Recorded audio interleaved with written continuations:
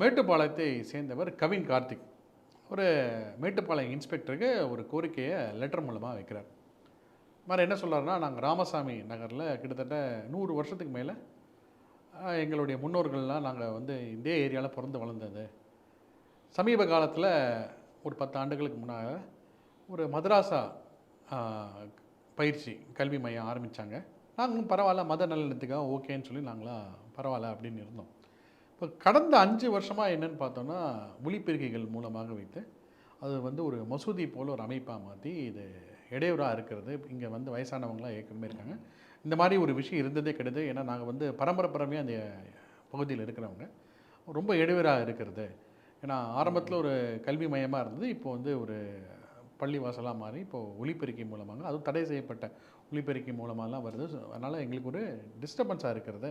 அதனால் நீங்கள் தாழ்மையுடன் அதை அகற்ற வேண்டும் அப்படின்னு சொல்லி ரொம்ப தாழ்மையாக அவர் ஒரு லெட்டர் எழுதியிருக்காரு கவின் கார்த்திக்ன்றவர். இந்த செய்தி நீங்கள் எப்படி பார்க்குறீங்க? இந்த ஹிந்துக்கள் அப்படி பணிவுடன் தாழ்மையுடன் தான் கேட்டுக்கொள்வார்கள்.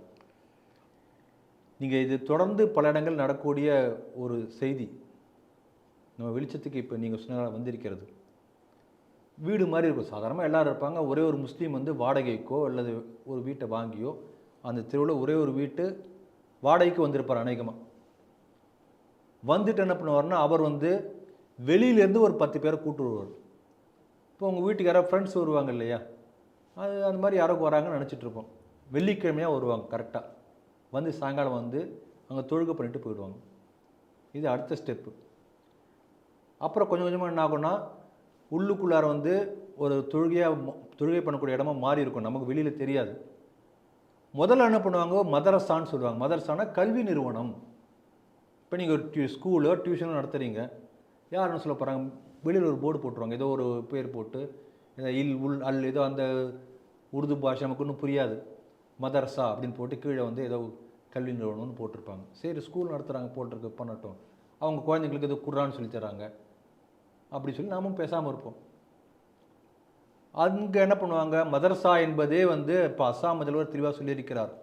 மதரசா என்ற போர்வையிலே இந்த நாட்டு மக்களை இந்த நாட்டிலிருந்து பிரிக்கக்கூடிய வேலையை மதரசாக்கள் செய்து கொண்டிருக்கின்றன. நீங்கள் மதரசான்னு சொன்னீங்கன்னா அங்கே நான் வந்து ஒரு ஆளை அப்பாயிண்ட் பண்ணுவேன், வந்து பார்ப்பார் அவர். இப்போ ஸ்கூல் இருக்குது, இப்போ ஒரு ஏதோ ஒரு ஸ்கூல் இருக்குது, ப்ரைவேட் நடத்துகிறாங்கன்னு வச்சுக்கலாமே, 6ஆம் கிளாஸு 7ஆம் கிளாஸு 7ஆம் கிளாஸ் ஏதோ ஒரு பாடம் நீ நடத்த முடியுமா? தமிழ்நாடு டெக்ஸ்ட் புக் சொசைட்டி ஒரு புக்கு போட்டிருப்பான், இல்லை சிபிஎஸ்சினா ஒரு புக் போட்டிருப்பாங்க. இந்த ஹிஸ்ட்ரினா இதான் நடத்தணும், இங்கிலீஷ்னா அது ஃபிக்ஸ் பண்ணியிருப்பாங்க. அதே போல் மதர்சானா நீ ஏதோ உருது சொல்லிக் கொடு, இது சொல்லிக் கொடு, ஆனால் நீ என்ன நடத்துங்கிறது நான் முடிவு பண்ணுறேன். இதுதான் உன்னுடைய மதக்கல்வியை நீ சொல்லிக் கொடு. குண்டு வைக்கிறதுக்கோ, இந்த நாட்டை விட்டு மற்றவர்களை காஃபி என்று சொல்வதற்கோ, தேச விரோத நடவடிக்கைகளுக்கோ அந்த மதரசா இடம் கொடுக்கக்கூடாது என்று சில ஸ்டாண்டர்ட் நெறிமுறைகளை கொண்டு வந்திருக்கார் அஸ்ஸாம் முதல்வர், நாட்டுக்கே முன்மாதிரியாக. ஆனால் என்ன பண்ண, மதரசாவில் வந்து என்ன வேணாலும் சொல்லி தருவாங்க. இந்த மதரசாவுக்கு போகக்கூடிய பாதி பேர் மூளைச்சலவை செய்யப்பட்டு இந்த நாட்டை வெறுக்கக்கூடியவர்களாக மாற்றப்பட்டிருக்கிறார்கள். இது நடந்துட்டுருக்கு. இது அடுத்த ஸ்டெப். அப்புறம் பார்த்தா உள்ளேருந்து சத்தம் வரும். ஒரு சின்ன உள்ளுக்குள்ள பாக்ஸ் வச்சு அல்லாஹு அக்பர் ஏதோ சொல்லுவார், லா இலாஹா இல்லல்லாஹி எல்லாம் சொல்லிட்டு இருப்பாங்க. சவுண்ட் ரோட்டில் கேட்கும். சரி, நீங்கள் பார்த்துட்டு இருப்பீங்க. அப்புறம் கொஞ்ச நாள் வச்சு ஒரு மினார் கட்டுவாங்க. அதன் பிறகு அங்கே ஒரு மைக்கை ஸ்பீக்கர் கட்டிடுவோம். பொது இடங்களில் இந்த மாதிரி ஸ்பீக்கர் கட்டி, மசூதிகளிலே கூட ஸ்பீக்கர் உபயோகப்படுத்தக்கூடாது 20 டெசிபலுக்கு மேலே என்று சொல்லி சுப்ரீம் கோர்ட்டே தீர்ப்பு கொடுத்தாச்சு. ஆனால் நாடு முழுக்க எந்த இடங்களையும் இது ஃபாலோ பண்ணுறதில்லை, அது அடுத்த விஷயம். ஆனால் இதே போல் ஸ்பீக்கர் கட்டி இப்போ ஆரம்பிப்பாங்க. அங்கே இருக்கிறது ஒரே ஒரு முஸ்லீம் தான் இருப்பான். வாரத்துக்கு ஒரு முறை ஒரு 10 முஸ்லீம் வேற எங்கேருந்து வருவாங்க. ஆனால் அங்கே இருக்கக்கூடிய நூற்றுக்கணக்கான ஆயிரக்கணக்கான ஹிந்துக்கள் மற்ற மதத்தை சேர்ந்தவர்களுக்கு இடைஞ்சல் கொடுப்பதற்காகவே இந்த செயல் செய்து கொண்டிருப்பார்கள். இது தொடர்ந்து நடந்து கொண்டிருக்கிறது.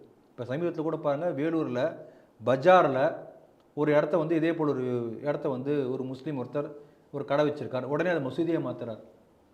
பெரிய போராட்டம் நடந்தது. அதன் பிறகு அது வந்து இழுத்து மூடப்பட்டது. தொடர்ந்து இப்போ இடத்துல பண்ண என்ன பண்ணுவாங்க, சாதாரணமாக இப்போ இந்த அவரை பாராட்டணும், உடனே புகார், பணிவுடன் தாழ்மையுடனாவது ஒரு புகார் கொடுத்துருக்கார். பொதுவாக என்ன பண்ணுவாங்க ஹிந்துக்கள், ஐயோ இந்த மாதிரி இடஞ்சலா, சரி நாம் என்ன பண்ணலாம், இந்த வீட்டை காலி பண்ணிட்டு வேறு வீட்டுக்கு போயிடலாம் அப்போ இந்த பக்கம் உள்ளவன் அப்படி நினைப்பான், அந்த பக்கம் உள்ளவன் அப்படி நினைப்பான். வீடு பூட்டி இருக்கும், அந்த வீட்டுக்கு யாரும் வாடகைக்கு வரமாட்டாங்க. அப்போ வீட்டு உரிமையாளர் சரி வித்துலான்னு நினைப்பார், விலைக்கு வாங்குறது வரமாட்டாங்க. அப்போ பாதி விலைக்கு இதே முஸ்லீம் 2 வீட்டையும் வாங்கிடுவார். இப்படித்தான் தஞ்சாவூரில் உள்ள பெரும்பாலான அக்ரஹாரங்களை முழுக்க முழுக்க இன்றைக்கு புகழ்பெற்ற பாடல் பெற்ற தலங்கள் இருக்கக்கூடிய தஞ்சாவூர் அக்ரஹாரங்கள் பல இழுத்து மூடப்பட்டு அது முழுக்க வந்து கிட்டத்தட்ட அரேபியாவில் உள்ள ஒரு நிலம் போல மாறி இருக்கிறது. இப்படிதான் மாற்றப்பட்டது. கொண்டு பசுமாட்டை வெட்டி வீட்டு வாசலில் போட்டு போயிடுவான். ஐயோ ஐயோ ஐயோ சொல்லிட்டு அந்த ஐயர் காலி பண்ணிட்டு போயிடுவார், அந்த வீட்டை வாங்கிடுவான், அல்லது வாங்காமையே கூட ஆக்கிரமிச்சிருவான். இதான் நடக்கும். ஆகவே மசூதி மத வழிபாடு தொழுகை என்ற பெயரிலே அடுத்தவர்களுக்கு இடைஞ்சலை ஏற்படுத்தி ஆக்கிரமிக்கக்கூடிய லேண்ட் ஜிகாத் தான் நடந்து கொண்டிருக்கிறது.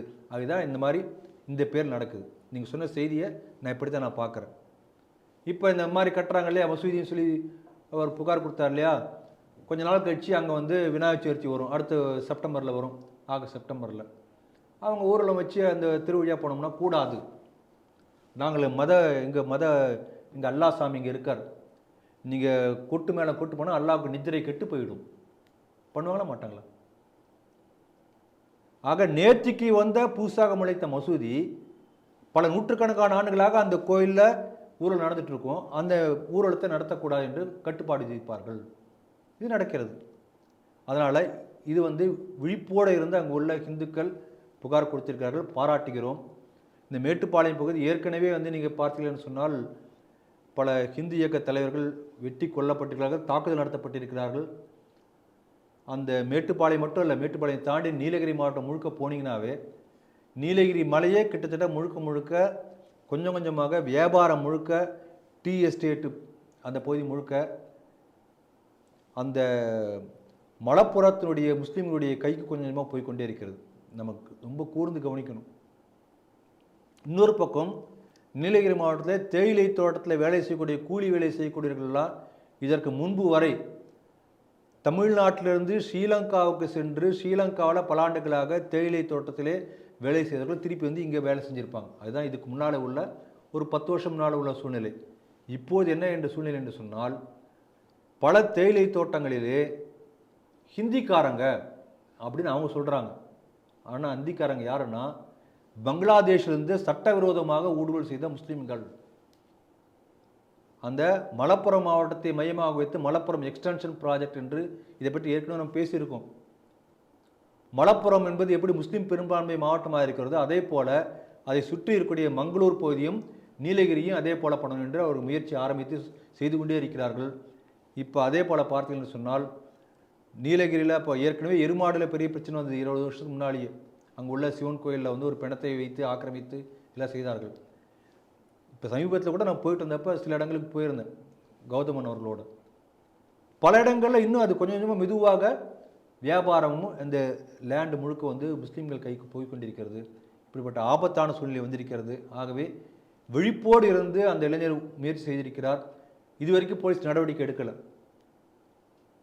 பாருங்கள், இதே ஒரு ஹிந்து கோயில் சம்பந்தமான ஒரு பிரச்சனை வந்ததுன்னா உடனே வந்து என்ன பண்ணுவாங்க, எல்லாம் வந்து நமக்கு எல்லா கட்டுப்பாடுகள் விதிப்பாங்க. இந்த மாதிரி ஒரு புகார் கொடுத்து கூட இது வரைக்கும் எந்த நடவடிக்கை எடுக்கலை. இந்த அரசாங்கம் அந்தளவுக்கு இந்து விரோத அரசாங்கமாக இருந்து கொண்டிருக்கிறது, அதையும் பார்க்கணும். ஆகவே அவருடைய அந்த முயற்சியை பாராட்டுகிறோம்.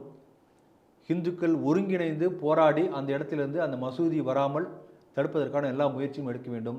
அரசும் அதற்கு உறுதுணையாக இருக்க வேண்டும்.